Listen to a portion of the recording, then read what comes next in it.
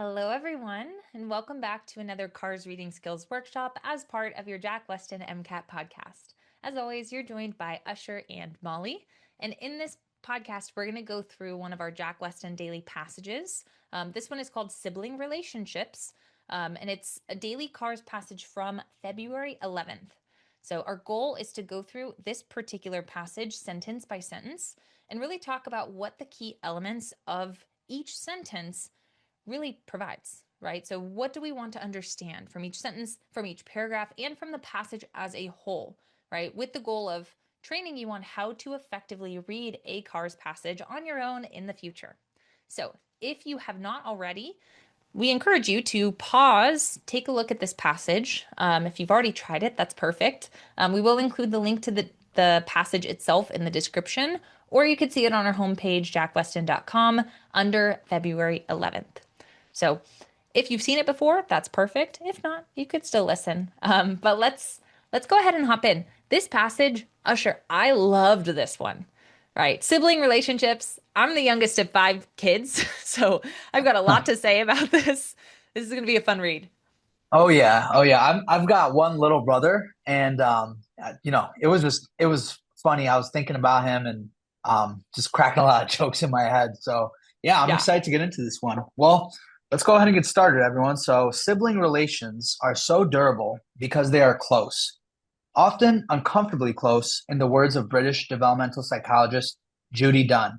All right, so we start off the first paragraph, and we've already got like a pretty nice idea right there laid out for us, right? So these sibling bonds, they're lasting because they're close. The siblings are close to each other, and Judy says that sometimes they're too close. What's more, they are children's first relational experiences, the ones that shape their social and self understanding for life.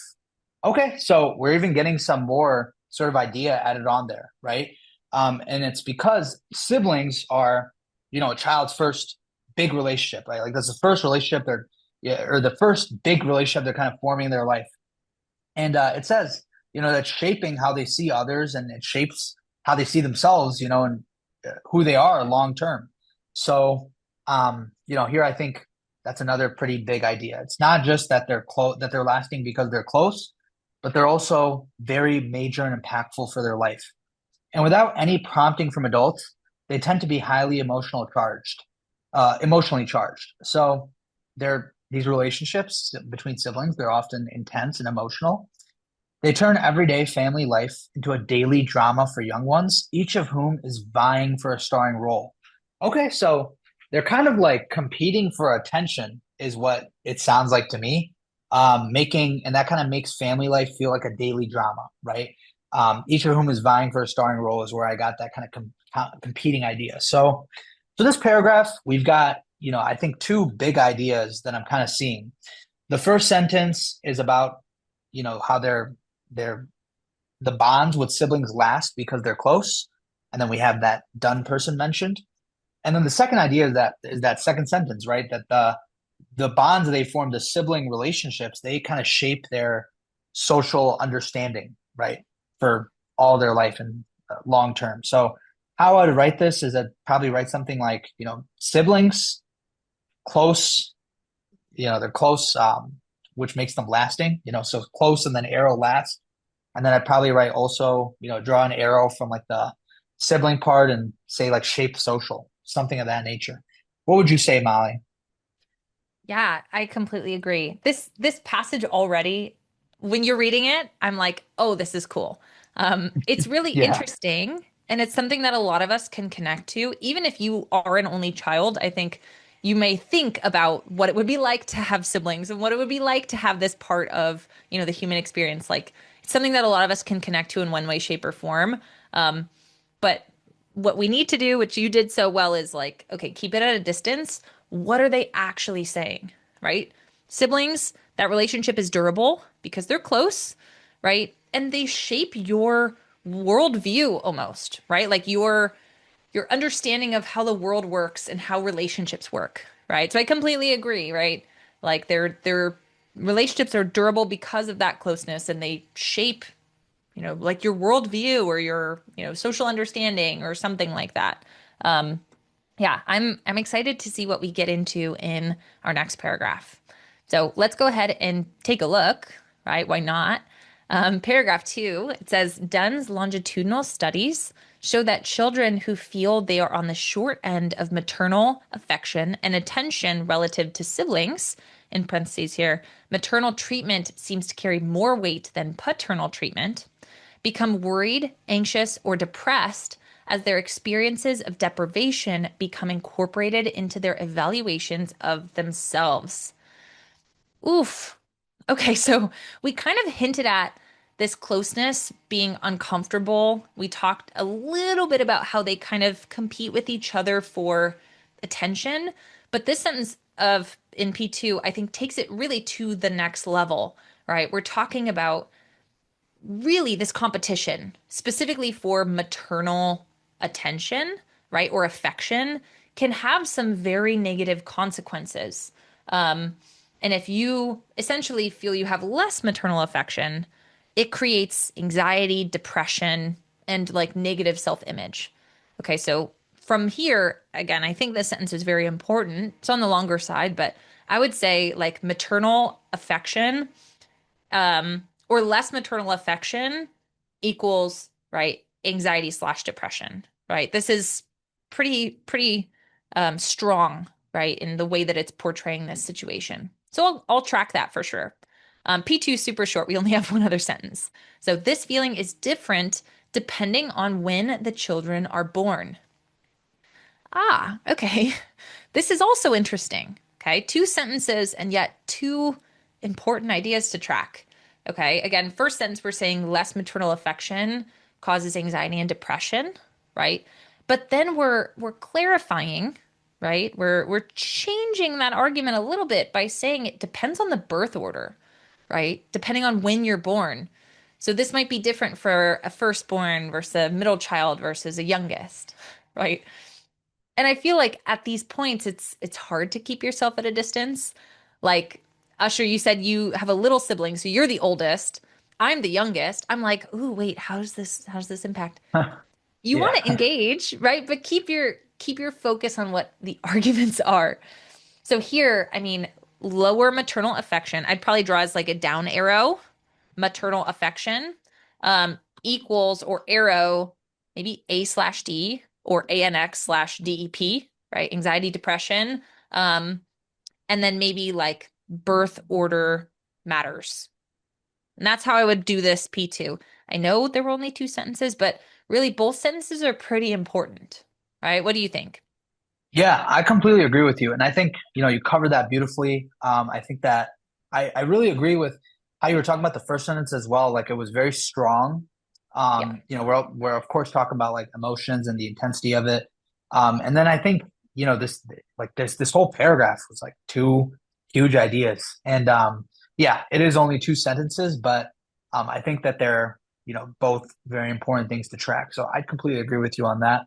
Let's take a look at paragraph 3. So, sibling relationships tend to be lasting because children develop strategies to compete with each other for parental attention. Okay. And that learning becomes encoded in personality. Okay. And this is, Frank Soloway, and we have some background on him. He's a science historian of science and psychologist at UC Berkeley. Okay. So this sentence is basically telling me Soloway thinks that sibling bonds, right, they're lasting, and that's because kids learn ways to sort of compete for their parents. And then, that basically becomes a habit, or those habits sort of become part of their personality. So they're learning ways to compete for parents. Those habits become part of their personality. That's what we're kind of seeing in the sentence if I had to break it down. And this reminds me kind of what we talked about in paragraph 1 a little bit, like that last sentence had mentioned, oh, they're competing for attention and it's like this family drama thing.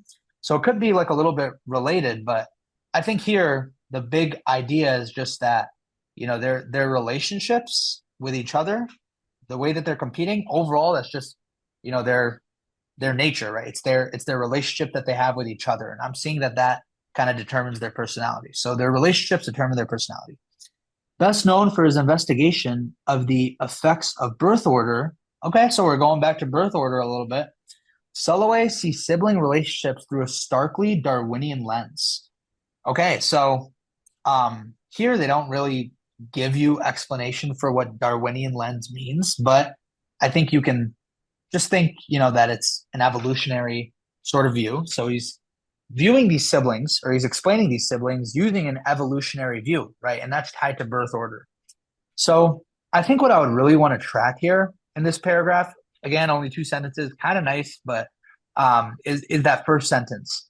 The first sentence essentially told me that the sibling relationships, determine personality. And I think we're seeing a lot of that sibling relationship. So if I had to write this down, I'd probably want to come up with a little acronym for it. I'd just write SR because it seems like it's gonna be present throughout my whole passage. So SR and then maybe an arrow and then write, person or personality or, yourself or something of that nature. What do you think about that, Molly? Would you agree? Yeah, no, I completely agree. Yeah, I mean, it's coming back. This sibling relationship, as described in the passage, feels very competitive, right? That seems like the tone so far, or like the meaning of that so far. And it seems like that's here. And you mentioned, Right. it reminds you of P1 and even a little bit of P2. Um, it's building, right? But yeah, the fact that it's becoming encoded into their personality is definitely different. And we did Right. talk quite a bit about Soloway. It might be worth kind of tying Soloway to this idea, but I'm excited to see how this um, really continues to build, right? And just as a point of reference, we're already done with the third paragraph, and we only have had, a small handful of sentences. This passage has 9 paragraphs. Okay, so some students really don't like that because, we think of each paragraph as different, right? And some students are like, well, what am I supposed to do? And there are 9. You do your best with it, right? They're shorter, more to the point often, which is good. You're probably going to see ideas repeat. We haven't seen a ton of direct repeats yet, but hopefully we will because 9 is a lot of paragraphs. Okay, so let's start with paragraph 4 and let's see what we'll get into. Okay, so humans are hardly unique, Soloway insists. Oh, okay. I mean, so we're still with Soloway, who is from paragraph 3, right? With this idea of siblings and competing for affection, determining your personality. Humans are hardly unique. I feel like that is a quote that could be taken out of context, right? Like that's very direct, it's very short. What do you mean by that? Right? Like this is a very broad argument as well, just humans, not sibling relationships anymore. So I feel like I want a little more context to know if this is just we're broadening our argument just to humans in general, or if that's a broad sentence that we're going to narrow right back to sibling relationships, right? Because it's a pretty big change in subject. Okay, but still on Soloway. Let's see what our next sentence said. This whole sentence is a quote. Sibling rivalry is widespread among animals whose young receive parental care, and in this sense, it is largely hardwired. Okay, so this sounds like we're saying sibling rivalry or the sibling relationships that are competitive is normal, right? So I want to note we came right back to sibling rivalry. I don't think that humans not being unique, I don't think we're making an overgeneralization. It sounds like we're saying, hey, this is all animals, right? So it's natural biologically to compete with your siblings. Okay, so it's kind of an interesting sentence and paragraph. Let's see what the last sentence of this paragraph gets into. It says siblings are a lot like Darwin's finches, not merely highly diverse, but driven to find a niche in their sometimes crowded terrain they're born into. So, okay, I want to note that this whole paragraph has been about connecting humans and animals, right? Or siblings with animal relationships. We're talking about Darwin's finches. We mentioned Darwinian lens before. I think it's really just showing, right, that we are as humans like animals. This rivalry is natural.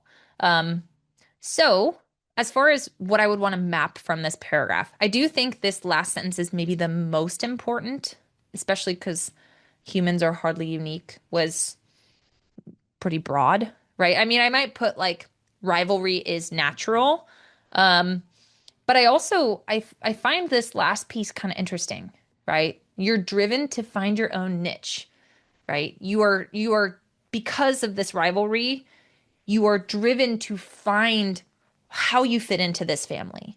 Okay, so I might put something for myself like maybe rivalry equals natural, arrow find niche, right? Like you got to find where you are.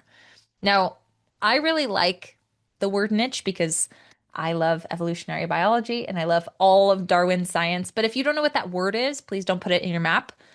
You might want to look at this sentence and see if you could find the context, right? So, driven to find a something in the sometimes crowded terrain they're born into, right? It sounds like it's a place.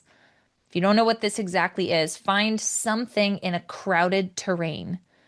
So, it's probably find a place that could belong to you, which actually is exactly what a niche is. So you could do, rivalry equals natural arrow find, own place or something like that too. Whatever floats your boat. But personally, that's what I would track, and also tie this with soul away. Usher, what are your thoughts? Yeah, I completely agree. I these back-to-back paragraphs with two sentences are like hilarious. But I yeah, know. I think I think that you covered that really well, and it's nice how you were able to like map it and include both of those ideas. Like this idea that rivalry is natural.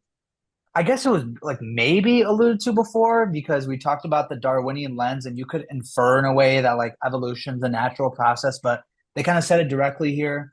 And then, you also wanted to keep in mind that niche part, which was also something new. And I really liked how, you mentioned you would map it, right? Like sibling and then arrow rivalry, and then, something about the niche as well. That's really nice. And I think, when we have these paragraphs where, there's all these ideas popping out at us, and we might not know exactly what the author's trying to get into. That's important to do, and it's a great way to track things. So I really like that. Well, let's get into the next paragraph. I'm excited to see what else we're going to find out. In our next paragraph, it says, "For humans, that's the family environment, and they use their brains, those precautiously socially sensitive instruments, to distinguish themselves from one another, a process known as de-identification." Okay, so we're kind of like defining this idea. So in families, right, when they're in a family environment, kids use their social intelligence to differentiate themselves, and that's called de-identification. So they perform this distinguishing of themselves from one another, um, when they're in a family environment, taking on different family roles based on such factors as age, sex, personality, interests, and ability. They embody the prime evolutionary principle of divergence in order to snare as much parental support as possible. So here it kind of seems like we're getting back to this idea we saw in the previous paragraph that Molly had pointed out, right? We have these kids that are, doing this process of de-identification, and ultimately their goal is to try to get more parental support, right? And that's kind of a theme we've been seeing in some of these paragraphs. We've been seeing the rivalry, we've been seeing how they're competing for the parents, they're vying for a starring role. So here, I'd want to probably, track this sentence, but I don't even need to necessarily write anything new down. It sounds to me like it's the same thing we kind of been talking about. So I'd probably write down for this paragraph just an arrow to the paragraph above, or just say like, if I wanted to write something down, I could just write niche or niche, if I wanted to write that out again. But yeah, Molly, what do you think? I felt like this was pretty much the same thing. Totally. Right. It's exactly the same thing. And again, if niche didn't totally click, if you don't know what that word is, I feel like that might be something that's not as common of a word. Although I use it all the time because I love evolutionary biology and ecology. Again, I think you could get enough that it's like, it's your place in the family, right? Or in the air in the little dynamic. That definitely is clear from this paragraph. So if it didn't make sense to you before, hopefully it makes sense now. Um, the only thing that I might want to write other than an arrow is maybe just the word de-identification. Like that's the name of what they're saying. Yeah. But I think if we say it again, we'll map it, right? I don't think it's necessary at this moment. but I'm interested, right? Are we going to talk more about what that is? Because I feel like it was an interesting topic brought up, um, but not necessarily clearly tied to arguments. So I agree. Arrow from the paragraph above, I think that's a good way to handle it. So let's look. Oh goodness, these are so short. This is one, two, three, four, five. This is paragraph six somehow already. Let's take a look. So, in Soloway's view, birth order is one of the major factors driving sibling diversification. It provides us with much of our personalities. Okay, so this sounds like we're talking back about personalities, which is something that we talked about in paragraph three with siblings competing and not driving personalities. But I want to note in this paragraph, we're not saying it's necessarily sibling relationships. It's actually birth order. Okay, so birth order is driving personality. Okay, so we're switching back. We're not competition exclusively. It's birth order we're focused on. Let's see. So our next sentence says, exposed to exclusive parental attention in their earliest years, firstborns, he says, are often most expected to uphold family values and traditions and act as surrogate parents, especially oldest females, fostering the development of conscientiousness. Usher, you're so conscientious, according to Soloway, as an elder sibling. Oh yeah. Um, um, as a youngest, I'm like, oh gosh, what does that mean for me in Soloway's eyes? Um, but okay, so we're giving an example almost of firstborns, how that as a birth order is shaping personality. Okay, so firstborns are conscientious. To me, I don't know about you, Usher, this feels like an example of how birth order provides us with our personalities or our personality traits. So I'd want to keep that in mind, right? We're talking about the firstborns or the oldest siblings. It's just helping us support what we had said before about birth order and personalities. Last sentence here in paragraph six. The role of the responsible one may continue well into adulthood with achievement orientation and expectations that they provide advice and even economic assistance to later borns. Okay, so again, it sounds like really the function of this sentence is just to say that it's long lasting. Okay, it's not temporary, right? Which is kind of what we're talking about with personalities. It's not an emotion or a mood. It's very, it's a core part of our identity, right? So in this paragraph for me, I'm thinking birth order, arrow, personality. And I might put, again, a note to Soloway. This whole thing has been Soloway, though. And I would probably put an example of firstborns, just because that presentation, right, really helped me understand, right, the context about birth order and personalities. How about you? Yeah, I completely agree. And I totally agree with you on that sentence where, we're really getting into birth order and personalities. That second sentence there. Yeah. Uh yeah, this was a fun paragraph. I like this passage a lot just because, it's not I think that I see a lot of students that can tend to, struggle with, for example, like the art, philosophy, historical passages. In a way, this could also be like, one of those I guess it's not necessarily like a philosophical passage, but it's more like biological, but I think Kind that of it's is. nice to have like passages like this where, you it's something I feel like a lot of people can relate to. So it's Yeah. just a fun read. So Yeah. all right. Well, we'll go ahead and get into this next one. It looks like we're talking about last ones. It would have been I guess it would have been cool if you read this one and I read the one right before, but that's just I how it know. worked out. I But mean, you got a last pretty, one, you got yeah, a compliment on conscientiousness. They better be nice to me too. I doubt it. I I doubt doubt it. it. Last ones too get some privileged parental attention. Oh yeah, that's for sure. Okay. But but by the time they arrive, so many family niches are taken that they have little to lose by rejecting parental values and becoming risk takers. My little brother, dude, this is like the most true thing in the world. Okay, he's like the rebellious one. Oh, and it even says that next, like rebellious. But yeah, this sentence, right? We're saying lastborns, they get attention, but the roles are basically filled already. So they actually may, because the roles are filled, they may reject family values and take risks, right?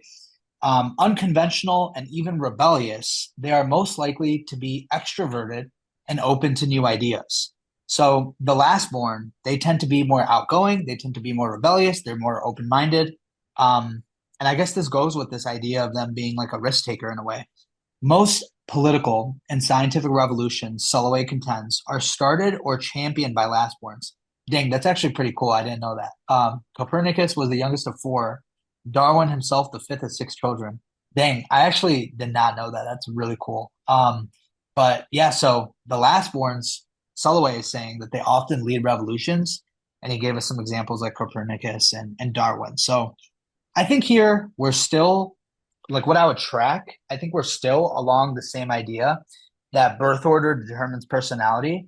And you could just, draw an arrow up if you wanted to. I think though, that we do get into like characteristics a bit more specifically when it comes to the lastborn. And so I think if I wanted to, I might even write down something like lastborn, yeah, last is rebellious or something like that, or last is open-minded, or last is extroverted, something of that nature. For me, I feel like I would want to. But I don't know. What do you think, Molly? What do you think about that? Yeah, I agree. Like I kind of see it as an example, same as the firstborns, right? Like our Hmm. argument was that birth order determines your personality. And it's not that these arguments about or these sentences about firstborns and lastborns are like completely standalone arguments, right? They're more Right. like situations that illustrate and support the idea that birth order drives personality traits.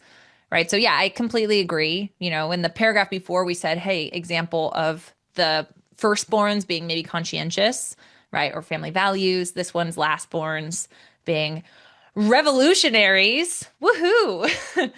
I saw, reject parental values. I'm like, hey, I don't really, I love my family. I don't reject my family values, but hey, once we learned that, we're championing political and scientific revolutions, I don't mind that Oh so my much. God. That's hilarious. I could feel my head growing, my ego growing. Oh my gosh. Oh my gosh. No.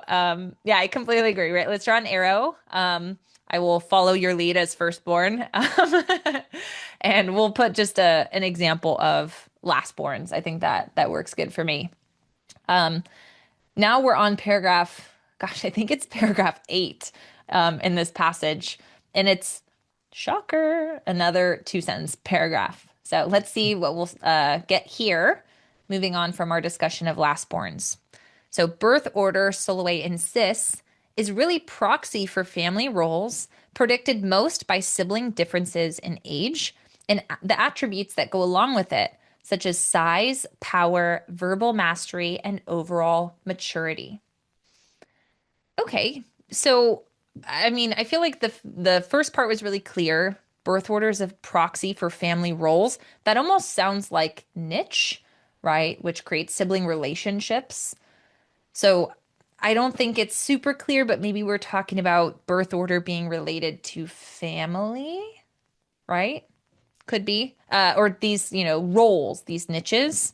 Let's keep reading and see if we go in that direction. If so, I might think, okay, this is related to our paragraph from before about, kind of finding your own place.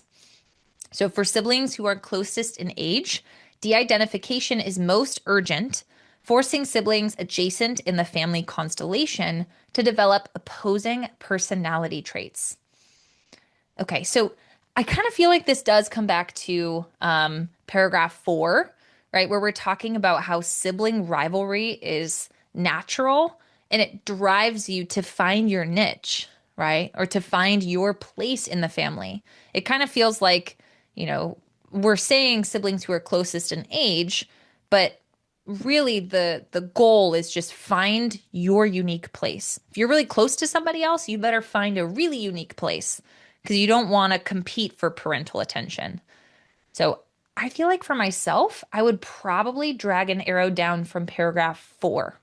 Okay, the last couple paragraphs have all been repeats of paragraph um, what is that? Five? Yeah. But I would say that this one really comes from the paragraph related to sibling rivalry and finding a niche. What do you think? Yeah, I think so as well. And it's funny because I remember when we were on that paragraph, we were like, "Oh, we're going to talk more about de-identification." Then I Hmm. didn't see it at all, so I was like, "Oh, I guess we're not." But then we came right back to that. So yeah, I totally Yeah. agree with you. This is that niche idea, and that whole sort of idea of rivalry and how it leads to them finding their own niche. So yeah, well, we got one more paragraph, and it looks like it's another two sentences. So let's go ahead and get into it, and then we'll talk about our main idea. So, even if parents go out of their way to ensure that all their kids get equal attention, middle children still lose. That's funny. So, Oh, yeah, it's sad, but it's.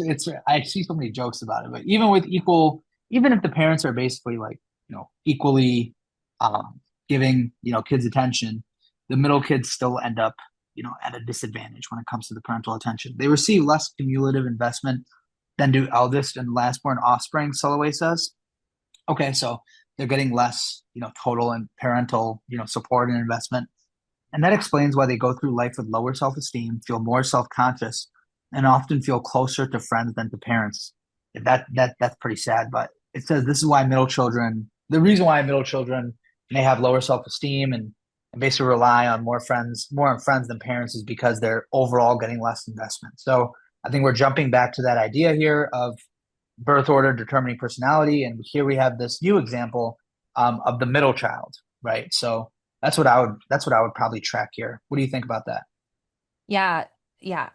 We're on the same wavelength here, right? Birth order, in this case, being a middle child, yeah, is determining your personality traits, right? It's determining who you become, right? What kind of person you become, what kind of traits you have. And this is sad. And you're right. It's something that you hear a lot, right? Like you have like middle child syndrome, but it's real. And that's what at least this is presenting. I've got many people close to me that are middle children that have reported this, right, from their own experience. But Soloway is making a pretty straightforward claim about it. Like, hey, this is just how it works. Um, and again, we are not, you might be a middle child listening to this or reading this passage, and you might be like, hey, no, like I get tons of attention. Maybe I'm actually the favorite. I'm the middle, but I'm the favorite. My parents gave me way more attention. Who knows? When they ask questions about this, the author doesn't, or the MCAT, the AMC, they don't care about your experience. I say this with love, right? They don't care about your lived experience. What they care about is what they said in the passage. So again, the forever danger with a passage like this is that you make your own judgments and assumptions about the topic and you bring them to the questions. Okay, you got to really focus yourself. What is the author saying? Whether that's in alignment or in conflict with my experience, again, I would never normally say this, but it doesn't matter, right? You can react to what you're reading. You could laugh at it. You can agree with it. You could disagree with it. But when it comes down to those questions, we're not asking about your choice. We're asking about the author's. So keep that in mind. Really, anytime you get a passage about something that you connect with as an individual, it's not about us, right? It's about the author. And I think in terms of the main idea, if we thought about this passage as a whole, at least for me, I feel pretty darn confident, right? We've got 9 paragraphs, and I think maybe 4 of them were all very specifically focused on birth order changing personality. Okay, and we came right back to this. We have an example of the eldest, or the firstborn, the lastborn, and the middle children. This was a very well supported idea throughout the passage.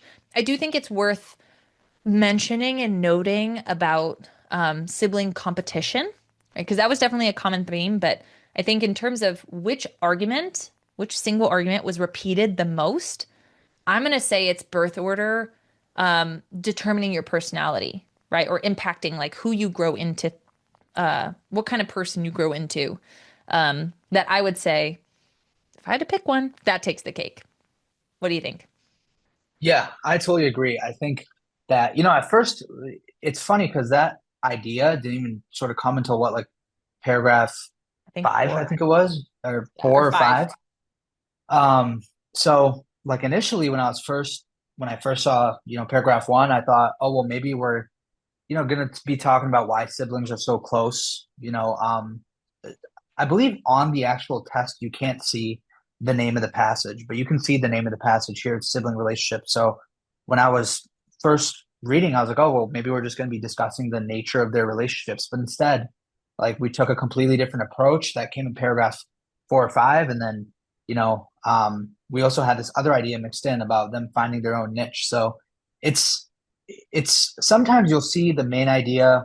It can start in paragraph one, and then sometimes you can see like you bring it up in the middle, and then we kind of just like the last few paragraphs it was like birth order determines personality, birth order determines personality. We saw it like 3 times in a row, and like the whole kind of like topic of the passage switched to that and focused on that. So I think that that's something that sometimes can throw you for a loop, but it's important to know, right? It's not necessarily always going to be the first idea you see or even the second idea you see. Again, we didn't see it till paragraph 4 or 5. So Yeah. keep that in mind. But yeah, I think it became pretty clear towards the end what our big idea was. Yeah, absolutely. And that's a great point about the passage names, right? In case anyone is new to our Jack Westin dailies, we have names for them and they're right up here. They're shown when you click on the daily, right? It's called Sibling Relationships. You won't get that on your test. You can, if you want, scroll down and see the name of the author and the piece of literature it was adapted from. In this case, it's called Oh Brother. Like I personally, everyone's got a different perspective on it. I don't even like to look because if I saw it's about oh brother, I feel like that would maybe change the way I read this. Maybe I'd be like, "Oh, well, Yeah. where are they talking about brothers?" Like, "Oh, it's about siblings, it's about sibling relationships." And it might sway me in a different direction, right? Like you kind of in my eyes, I like just going through it and just seeing what I find, right? Like I'm on a fact-finding mission. What is this thing about?